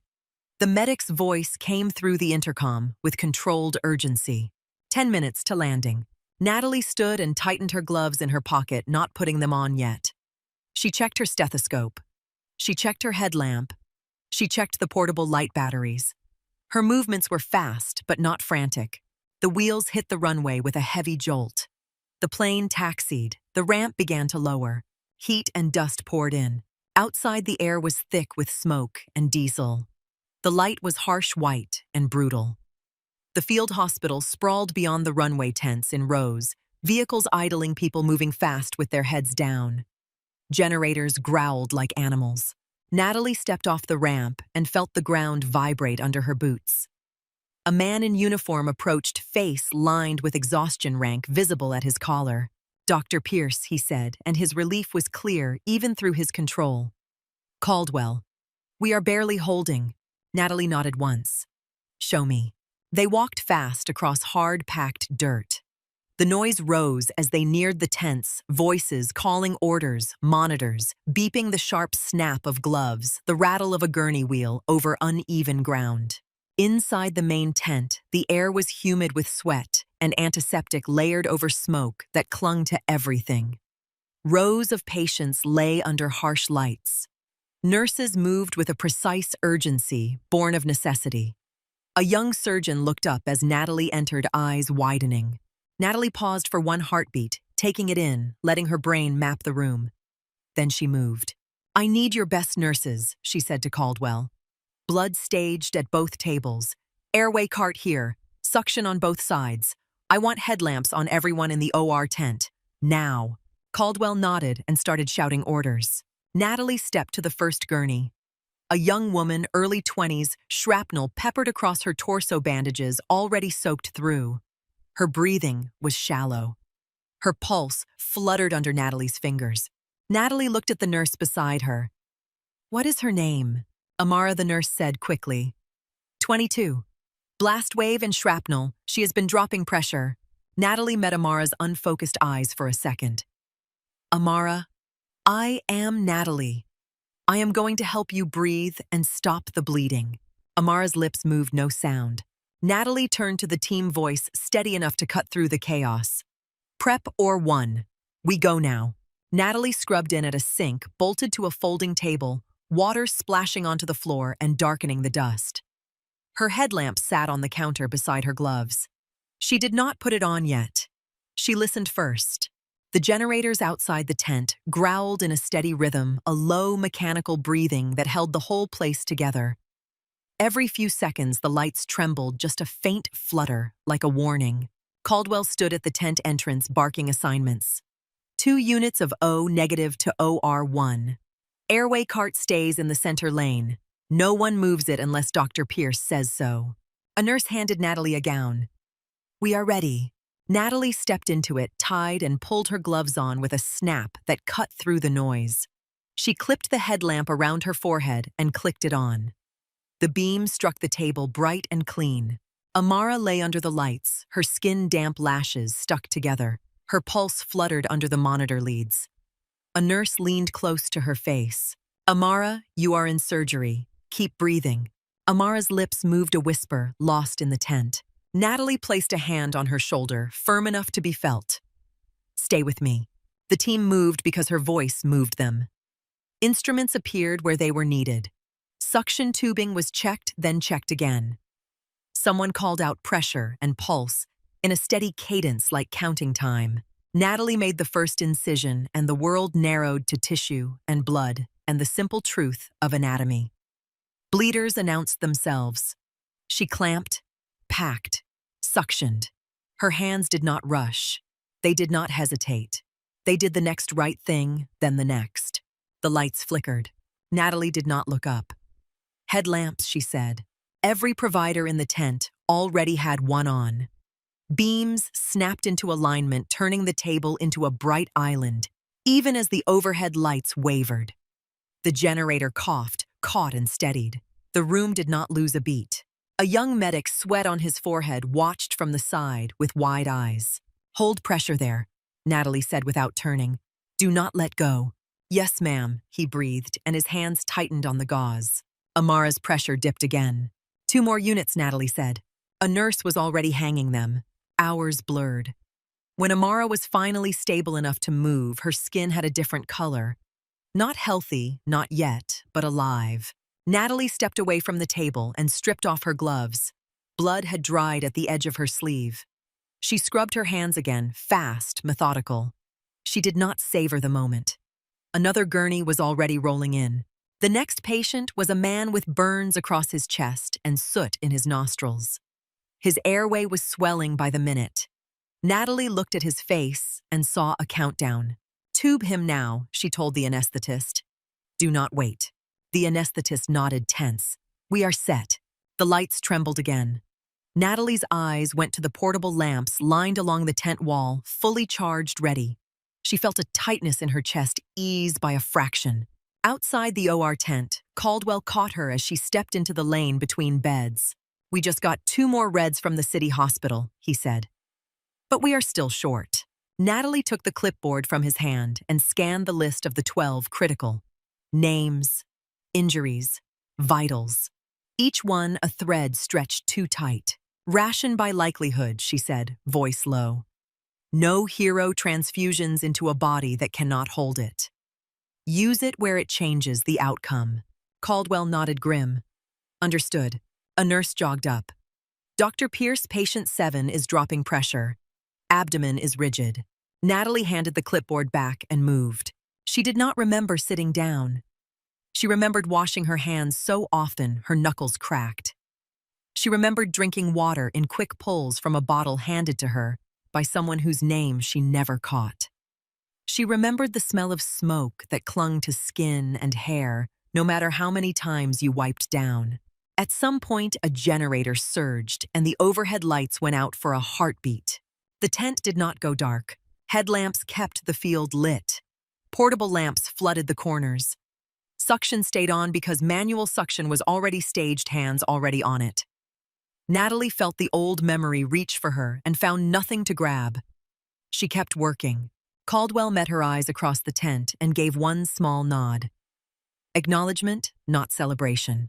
Somewhere in the second night, Natalie stepped out into open air and realized she had been holding her breath for hours. The heat was thick. The sky above was hard and black stars faint behind haze. She leaned on the side of a supply crate and inhaled slowly. Grant stood nearby, phone in hand, speaking in a quiet tone to someone far away. When she ended the call, she looked at Natalie. "They are reporting stability," Grant said. "All 12 are still alive." Natalie stared at the dirt under her boots. Her shoulders felt carved out, hollowed by effort. Grant waited. Natalie's voice came out rough. "How many hours?" Grant checked her watch. 68 since you landed." Natalie nodded once, as if confirming a number on a chart. She took a sip of water and went back inside. When the 72nd hour passed, it did not come with a trumpet or applause. It came with a nurse saying vitals are holding in a voice that shook from exhaustion. It came with a patient opening her eyes and trying to speak. It came with Caldwell finally sitting down on a folding chair and putting his head in his hands for a long minute. Natalie stood at the center lane looking at the rows of beds, bandages, tubes, machines humming, human bodies refusing to give up. She felt relief, thin and sharp, and beneath it something else that did not have a name. She reached into her bag and touched the folded patch without pulling it out. Rough fabric under her fingertips. A weight. A reminder. Then she turned back to the work. There was always more work. Back in Milwaukee, Lakefront Regional ran its usual morning rhythm unaware and then suddenly very aware. Hargrove sat alone in his office with the door open, a habit he had developed in the last week, as if an open door could signal something he had not known how to signal before.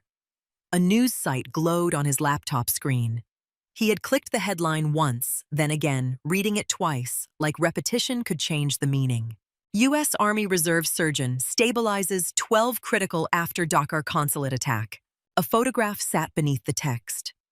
A woman in uniform, hair pulled back, eyes tired, jaw set. Blood on her sleeves. A headlamp strap faintly visible above her brow. Hargrove stared at the image for a long time. A knock came at the frame of the door. Ethan Brooks stood there holding a chart he had forgotten to put down. He looked younger than usual, the bravado worn thin. "You wanted to see me?" Ethan said. Hargrove did not turn the laptop. Not at first. "Come in." Ethan stepped inside and sat posture stiff. His eyes flicked around the office, avoiding the screen as if he already knew what was on it. Hargrove finally rotated the laptop toward him.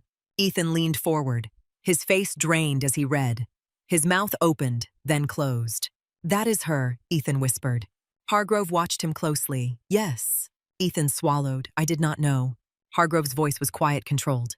"No, you did not ask." Ethan's fingers tightened around the edge of the chair. "I called her lucky." Hargrove's gaze stayed on him. "And I put her on inventory and documentation. I told her where she belonged. I decided her limits without checking." Ethan's eyes lifted, stricken. "What do we do?" Hargrove looked at the screen again, at the tired face in the photograph. "We start with the things we can control." He closed the laptop. The click sounded final. "Mandatory staff meeting," he said. "Today. Noon. Everyone." At noon, the conference room was packed. Nurses and residents stood along the walls. Attending physicians sat with arms crossed, some defensive, some uneasy. Denise Walker sat near the back, hands folded, eyes alert.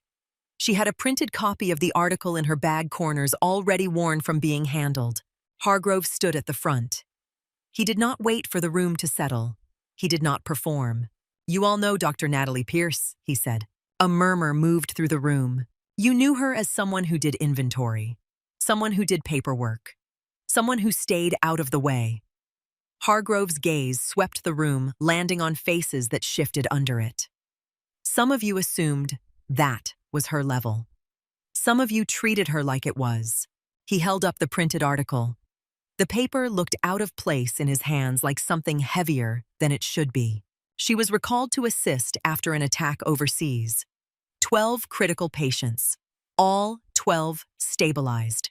This article describes her as one of the most highly trained trauma physicians in the Reserve Corps. Ethan sat near the middle, eyes down. Hargrove continued. For 6 months, she worked in this department, and we used her like a clerk. The room went still. Not a dramatic stillness, a tense one. Denise's jaw tightened, but she did not look surprised. She looked tired. Hargrove set the article down. Effective immediately, all new clinical hires will undergo blind skills assessment. No names, no photos, no accents, no assumptions. Skills. A resident in the back shifted. A nurse whispered, "Finally." Hargrove raised a hand slightly. "We are also creating a review group for assignment practices. The goal is simple. If you are qualified, you do the work. If you need training, you get it. We do not bury people because they do not fit our comfort." Someone cleared their throat as if to challenge it. No one did. Ethan lifted his hand, hesitant. "What can we do personally?" Hargrove looked at him for a long moment. "Ask before you decide." He let the words hang, then added quieter. "And if someone corrects you in a trauma bay, listen." Ethan nodded, once his face tight. Hargrove ended the meeting without speeches. People filed out slowly, conversations muted. Denise waited until the room cleared. Then she approached the front where the article lay. Hargrove looked at her. "You already knew," he said. Denise did not deny it. "I knew enough." Hargrove's shoulders sagged slightly. "I want to put this somewhere people will see it." Denise reached into her bag and pulled out a photo she had taken weeks earlier. Natalie in the corridor, pushing a supply cart, face calm, eyes distant. The image was not flattering. It was real. "I printed this," Denise said. "I was going to wait until she came back." Hargrove stared at the photo. His throat moved as he swallowed. "Do it," he said. Denise nodded and left with purpose. By the next morning, the bulletin board in the main hallway held the photo and the article side by side, protected under clear plastic. People slowed as they passed. Some read quickly and walked faster after. Some stood longer, eyes fixed on the words, as if trying to find a loophole that would make it less true. Ethan stopped in front of the board and stayed there. A new intern approached, coffee in hand. "Did you work with her?" the intern asked softly. Ethan did not look away from the photo. "Yes," he said. "What was she like?" Ethan's throat tightened. He stared at Natalie's face in the picture, the turned badge, the tired eyes. He answered in a voice that barely carried. "Quiet." And I did not understand what that meant. He stood there a little longer, then walked away, chart in hand, moving slower than usual through the fluorescent light. Ethan walked away from the bulletin board with his chart held too tight. The hallway felt louder than usual, even though nothing had changed. Wheels rattled over tile. A monitor beeped in a steady rhythm. Someone laughed near radiology, then stopped when they noticed how many people were reading the same story. In his office, Hargrove sat with the laptop open and the article minimized into a small square at the bottom of the screen. The cursor blinked in an empty email draft. "To Dr. Natalie Pierce." He typed, paused, deleted the line, then typed again. "Dr. Pierce." He stopped. His fingers hovered above the keys as if the next words could cut him. He tried another sentence. It came out stiff. He erased it. He leaned back and rubbed his face, palm dragging down his jaw. The office lights reflected in the window behind the desk, turning his own outline into a pale ghost. A knock sounded at the open door. Denise stood there holding a stack of folders. "You look like you are about to argue with yourself," she said. Hargrove exhaled through his nose. "I am." Denise stepped inside and set the folders down without asking. She glanced at the blank email. "Send something honest." Hargrove's mouth tightened. "Honest is not always useful." Denise's eyes held his. "It is when you have been wrong." Hargrove looked down again. The cursor kept blinking. He began to type slowly, forcing each word to stay on the screen. "Dr. Pierce, I owe you an apology. I assigned you work beneath your skill because I assumed that is where you belonged. I did not ask questions. I did not listen when you tried to speak. I am sorry." He read it twice, then continued. "If you are willing, I want to offer you the position of Director of Trauma Services at Lakefront Regional. This is not a title to make me feel better. I am asking because the department needs your leadership and your standards. If you decline, I will understand." He paused, then added one more line. "If you ever return, I want you to return to a place that treats you like a physician." Hargrove sat still for a long moment, staring at the email as if it might change on its own. Denise tapped the desk lightly with one finger. Send it. Hargrove swallowed and clicked. The whoosh of the sent notification felt small compared to everything it carried. Days passed. The ER ran its shifts. New protocols were drafted. Blind skills assessments were scheduled. People tried to act normal, but the hallway board kept pulling eyes. Nurses paused in front of it on their way to break. Residents stood there longer than they meant to. Some walked by without looking at all. Hargrove checked his inbox more times than he admitted to anyone. There was no reply. Denise said nothing. She did not remind him. She did not comfort him. She simply kept working steady and watchful as if the building itself needed someone to keep it upright. On the 5th day, Hargrove's phone rang while he was reviewing staffing. He answered on the first ring. "This is Dr. Hargrove." A voice came through, calm and familiar, with exhaustion tucked behind it like a hidden bruise. "Dr. Hargrove, this is Natalie Pierce." Hargrove sat up straight. His chair creaked. "Dr. Pierce." A pause, not long but loaded. "I received your email," Natalie said. Hargrove's throat tightened. "Thank you for calling." "I am not calling to make you feel better," Natalie replied. Her tone was not cruel. It was precise. "I understand," Hargrove said. He meant it. Another pause. Hargrove could hear faint background noise on her end, a low mechanical hum and distant voices as if she was somewhere that never fully quieted. "You offered director of trauma," Natalie said. "Yes." Natalie's breath came through the lines slow and controlled. "I will come back under one condition." Hargrove did not hesitate. "Name it." "Real change," Natalie said. "Not a hallway board, not a meeting, not a memo. I want the assignments to match competence. I want residents corrected in trauma bays to listen instead of posture. I want nurses to be able to speak without paying for it. I want the quiet doctors to be asked what they can do." Hargrove felt heat rise behind his eyes. He blinked it away. "You have my word." "Words are easy," Natalie said. Hargrove's voice steadied. "Then hold me to action. Put it in writing. Build it into protocol. Make it part of the system. I will sign it. Administration will sign it." Silence again. Hargrove heard a soft exhale from her side, as if she had been waiting to see if he would argue. "Fine," Natalie said. Hargrove held still. "Is that a yes?" "It is a yes," Natalie replied. "I will return as Director of Trauma Services." Hargrove's chest loosened with relief he did not deserve. "Thank you." Natalie's voice stayed even. "Do not thank me yet." Hargrove swallowed. "When?" 2 weeks, Natalie said. "I will need access to Trauma Metrics inventory staffing and the ability to change protocol without running it through 3 layers of ego." Hargrove almost smiled at that, then stopped himself. Agreed.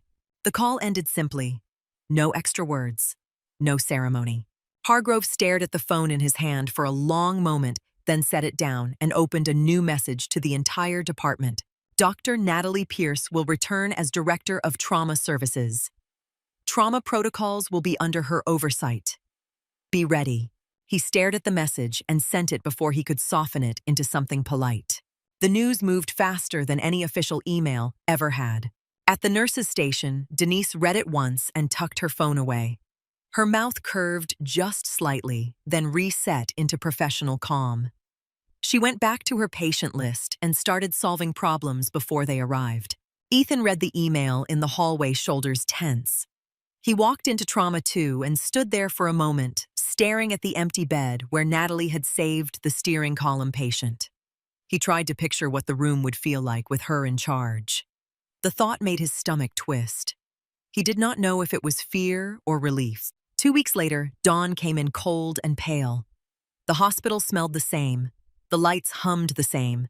The doors opened and Natalie walked in wearing a dark blazer over her scrub's hair, pulled back posture, quiet but certain. Her new badge clipped to her coat read Director of Trauma Services.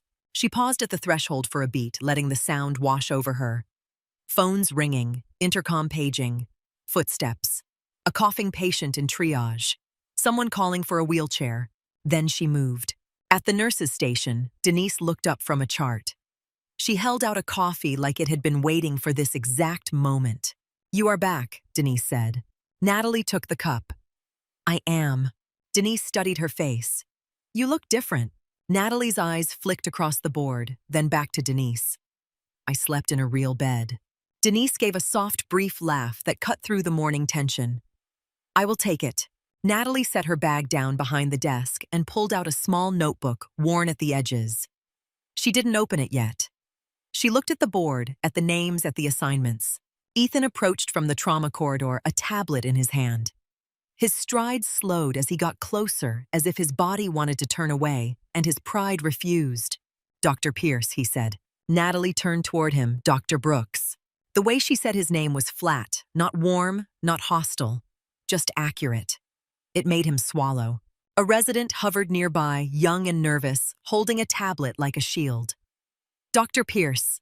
"Sorry, Dr. Pierce, Director Pierce, can I ask you something about the new triage template?" Natalie's attention shifted immediately. Her face softened by a fraction. "Show me." They stepped to the side away from the flow of gurneys. The resident scrolled and pointed to a section of the protocol. "This part," the resident said, voice tight. "It says to assign a red tag based on mechanism alone. But then it says vitals override mechanism, and I am not sure which one you want us to follow when it is mixed." Natalie leaned in and read it. She did not answer right away. She asked one question instead. "What do you think is happening in that conflict?" she said. The resident blinked. "I think people will hesitate." Natalie nodded. "And hesitation costs minutes." She tapped the screen. "We remove the conflict. Mechanism gets your attention, vitals make your decision. We write it so your hands know what to do."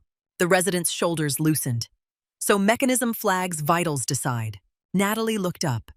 "Yes, and if your eyes tell you something different than the box you speak, you do not whisper it.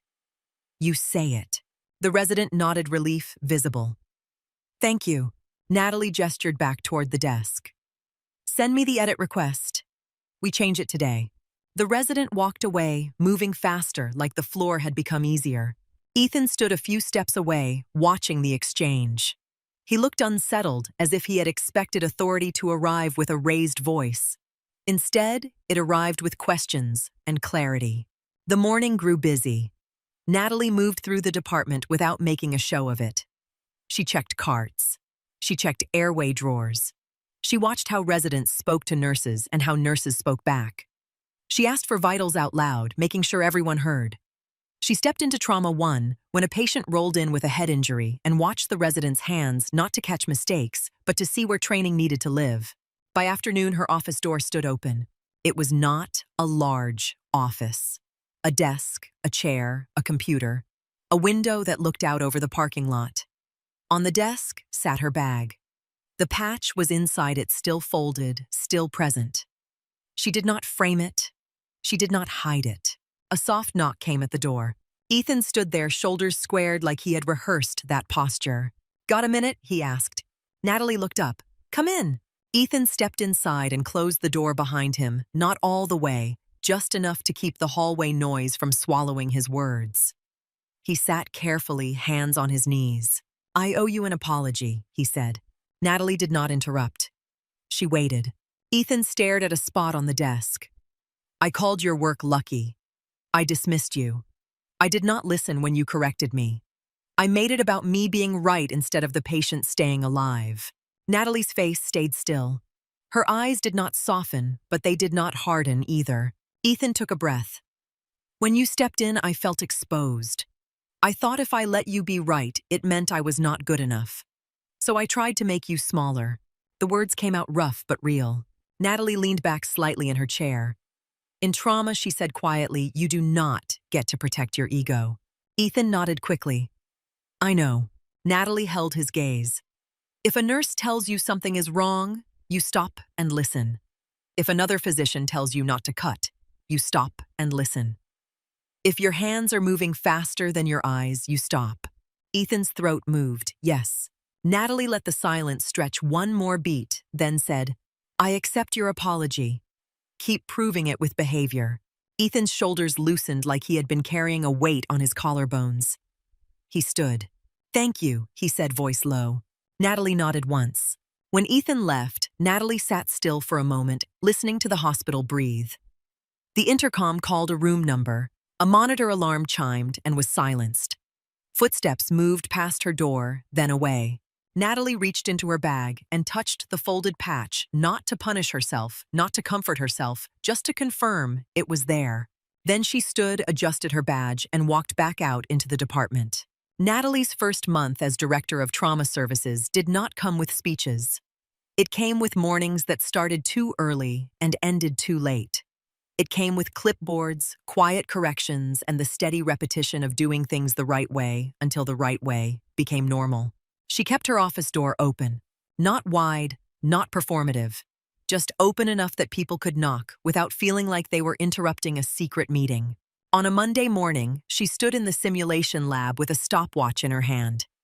The room smelled like plastic and disinfectant, the kind of clean that tried too hard. A mannequin lay on the table chest, rising in a mechanical rhythm. A resident read the scenario card with a shaky voice. Penetrating chest trauma. Hypotension. Distended neck veins. The resident's eyes went to the monitor first. Natalie watched the resident's hands instead. "What do you see?" Natalie asked. The resident hesitated. "The heart rate is 130. Natalie shook her head once. "What do you see?" The resident forced his gaze back to the mannequin. "Neck veins are up. Breath sounds are okay. He is gray." Natalie nodded. "Now you are in the room." Denise stood near the door, arms crossed, a small smile tugging at her mouth. She did not interrupt. She let Natalie teach the way Natalie taught, with questions that made people find their own footing. At the nurse's station, Ethan moved differently now. Not softer, not smaller. More careful. A nurse called out, "Ethan, the pressure is dropping again." Old Ethan would have waved her off with a quick order. New Ethan stopped what he was doing and looked at the patient before he looked at the screen. "What are you seeing?" he asked. The nurse blinked, surprised, then answered, "He is getting more lethargic. Skin is cool. Cap refill is slow." Ethan nodded. "Get another set of vitals and bring me an ultrasound. I want eyes on the heart." Natalie passed behind them and said nothing. Ethan felt her there anyway. He kept his tone steady. He kept listening. Hargrove stopped talking so much in huddles. He asked for input, then waited long enough for someone to actually speak. It was awkward at first. People were used to filling silence with compliance. One morning, a respiratory therapist raised a hand.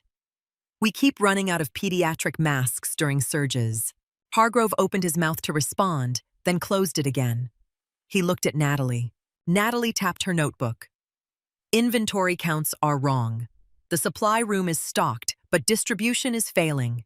We fixed the root, not the blame." The therapist nodded, relief visible. A week later, the masks were where they needed to be. The bulletin board in the main hallway changed too. Denise expanded it quietly, like tending a garden. Natalie's photo stayed, but it no longer stood alone. Beside it appeared other faces, each with a short paragraph printed in clean black font. A nurse who had been working nights for 20 years while raising 3 kids. A surgical tech who learned English in his 30s.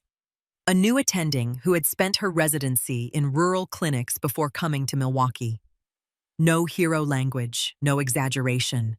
Just truth, simple and specific.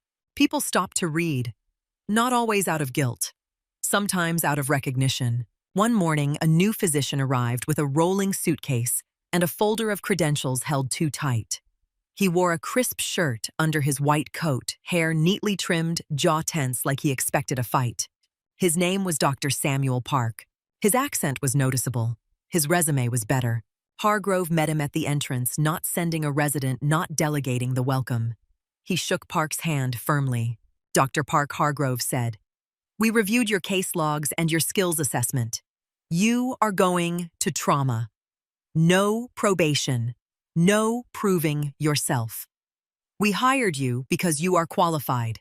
Park's shoulders shifted, the tension easing just slightly. "Thank you." Hargrove gestured down the hallway toward the bulletin board. "Before you start, read that." Park looked at the board and stepped closer. He read in silence. His eyes moved from Natalie's photo to the article snippet beneath it, then to the others. Hargrove stood beside him, hands in his pockets. We almost lost a physician because we did not see her. We are not doing that again. Park turned to him.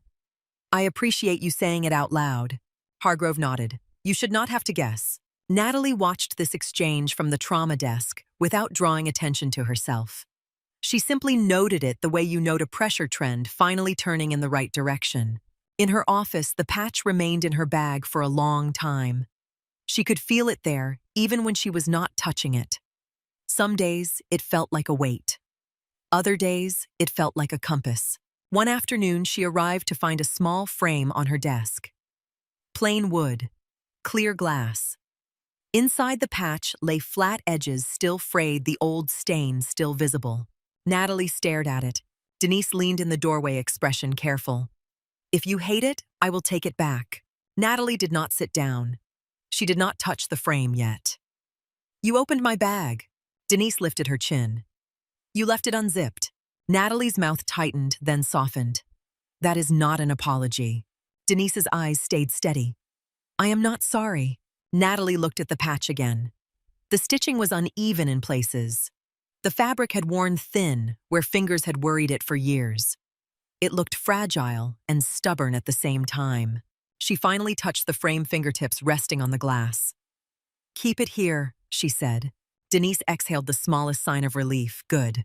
Later that week, Hargrove asked Natalie to walk with him. He did not call it a meeting. He simply appeared near the trauma desk and said, Come with me. They moved through hallways Natalie had walked for months as a ghost. Now people nodded at her as she passed, not with the exaggerated politeness of guilt, with the simple recognition of authority and competence. They reached a set of double doors that had been closed for construction since before Natalie arrived at Lakefront Regional. Fresh paint smell leaked through the seams. Workers moved inside, voices echoing off new walls. Hargrove pushed the doors open. The new trauma wing was bright, modern, clean in a way that did not feel sterile. Monitors were mounted with care. The bays had space to move. Equipment was arranged to reduce steps, reduce seconds, reduce the small frictions that cost lives. Natalie stopped just inside, taking it in. Hargrove watched her face. We finished ahead of schedule. Natalie nodded. It will save time. It will, he said. Then he led her toward the entrance arch where a plaque had been mounted. Natalie's gaze lifted and she froze. The words were engraved into metal, polished to a shine. The Natalie Pierce Trauma Center. Her throat tightened. She stared at it as if it were a mistake someone could correct with a screwdriver. I did not ask for this, she said. Hargrove's voice was quiet. I know. Natalie swallowed. You should not put my name on a building. Hargrove held her gaze. It is already on the patients who walked out alive because you were in the room. We can pretend that is not true, or we can stop pretending. Natalie looked away, eyes burning. She took one slow breath, then another, trying to keep her voice steady. What did administration say? Hargrove's mouth tightened. They loved it. Donors love a story. Natalie snapped her eyes back to him. Hargrove raised a hand slightly. Listen, this is not for donors. This is for the staff who need a reminder that excellence can be quiet, that a person can be overlooked until they are forced into the light. Natalie's jaw clenched. She stared at the plaque again. The letters looked too permanent. I am not comfortable, she said. Hargrove nodded once. I know. Natalie's hands curled at her sides. Do not make me a symbol. Hargrove's voice stayed low. Then do not be a symbol. Be a director. Keep doing the work. That is what people will remember. Natalie held her breath for a beat, then released it. Fine. Hargrove's shoulders eased. Thank you. Natalie looked at him. Do not thank me for tolerating your decisions. His face flushed slightly. He accepted it. Fair. They stood there in silence for a moment while a worker rolled a cart past wheels squeaking on new floor. Back in the ER, the day hit its usual rhythm. A child with a fever, a man with chest pain, a woman with a deep cut across her palm, blood dripping into a towel. Then the radio crackled. Incoming trauma, single vehicle rollover, unstable, 5 minutes out. The room shifted, voices sharpened, feet moved faster. Natalie stepped to the trauma board and pointed. Park, you have airway. Ethan, you have lines and ultrasound. Denise, run the room. Denise nodded and moved like she was born for it. Park's eyes flicked to Natalie, then to his task. He did not hesitate. Ethan grabbed the ultrasound machine without being told twice. The doors opened and the gurney rolled in. The patient's face was smeared with blood. His breathing was ragged. His skin had the gray sheen Natalie recognized as a warning. Natalie moved to the bedside and put 2 fingers on the carotid. Weak, fast. She watched the chest rise. She listened for breath sounds with her stethoscope, the same simple tool that never lied. Left side diminished, Park said, voice steady as he positioned for intubation. Ethan spoke up without posturing. Jugular veins are up. Pressure is dropping. Natalie's headlamp was not on. It did not need to be. The room was stable. The lights were stable. She still felt the old fear hover at the edge of her ribs like smoke. She pushed it aside and focused on the patient. Ultrasound, she said. Ethan placed the probe. The screen showed what it showed. Natalie saw the fluid and made the decision without letting the room feel her thinking. Pericardial effusion, she said. Kit. Now. No one hesitated. Denise's hands were already opening the package, laying out what Natalie needed. Park held the airway eyes alert, voice calm, calling out oxygen saturation and end title numbers like a metronome. Natalie positioned the needle. Her hands were steady. Her breath was controlled. She aspirated. Blood filled the syringe. The monitor steadied. The patient's chest rose deeper. A sound escaped his throat, raw but alive. Denise exhaled sharply. Ethan let out a breath he had not realized he was holding. Park's eyes widened for a second, then reset into focus. Natalie stepped back and stripped off her gloves. Ethan looked at her, and for the first time his expression held no defensiveness, only respect. Nice work, he said. Natalie nodded once. Good teamwork. After the patient was stabilized and moved, Natalie returned to her office. The framed patch sat on the corner of her desk, catching the light from the window. She stood there a moment, looking at it, then looked away. Her phone buzzed with a message from Denise. Coffee after shift. I want you to meet someone. Natalie stared at the text, then typed a reply. Okay. She set the phone down. Outside her open door, the hospital kept moving. Staff voices, gurneys rolling. The small, urgent problems of people trying to stay alive. Natalie adjusted her badge, straightened her coat, and walked back out into the department. If you are enjoying the story, hit like and subscribe, and tell me where you are watching from. Drop your city